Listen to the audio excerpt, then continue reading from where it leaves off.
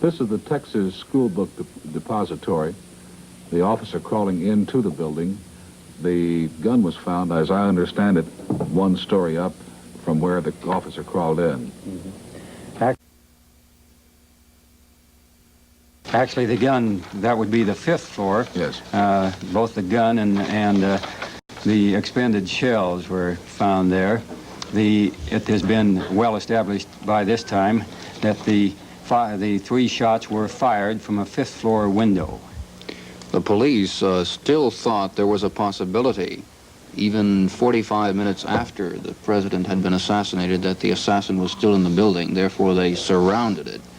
There were as many policemen there as anywhere else in Dallas. One of our cameramen in the newsroom, one of the boys, got in the building and couldn't get out, and this film was tossed out of the window. They completely sealed it in. They're searching the building there to see if the man is still there or if the assailant is still there. And the gun was found. Also, particles of food, I think a box of chicken or something like that. So it could have been in there for 1 day, 2, nobody knows. And I guess time will only tell how long he was hiding in the building. There is still some question tonight whether Mr. Kennedy was struck by 1 or 2 bullets. This is the gun that fired the shots. There have been conflicting reports on whether it's a German make or a gun that was manufactured in Argentina. You see the telescopic sight, which gave him 4 power magnification. But the doctors told us at the hospital this afternoon that it was impossible to say from the wounds whether Mr. Kennedy had been hit by only 1 bullet or by 2. Only an autopsy can determine this. Police officials carefully dusted the gun, but the word was that there were either no prints on the gun or they would not care to comment on it. I heard just a few moments ago, or in discussion a little earlier, that the president was hit twice, once in the chest and one in the back of the head. Now we're back out to Parkland Hospital, and I think you were out there, Bob. This is back at the hospital, and this was perhaps the most poignant scene of the day, when the official announcement that the president was dead.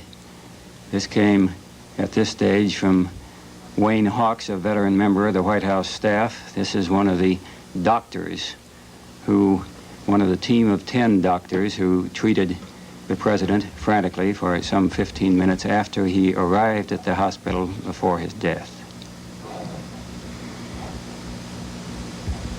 The scene again outside the hospital, where scores of mourners gathered in small groups. This was repeated within the hospital, and throughout the city, we might add.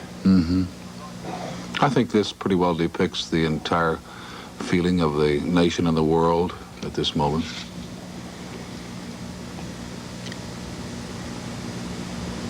There was considerable confusion within the hospital at this stage. It was almost an hour after the president was shot before the official announcement that he had been killed. NBC's taking our Many of the members of the hospital staff, the doctors and nurses themselves, were uncertain at this stage. The Secret Service was maintaining very tight security. Now the president's hearse, Bob, moving out. Yes. On his way to Love Field. Mrs. Kennedy is inside. The curtains are tightly drawn.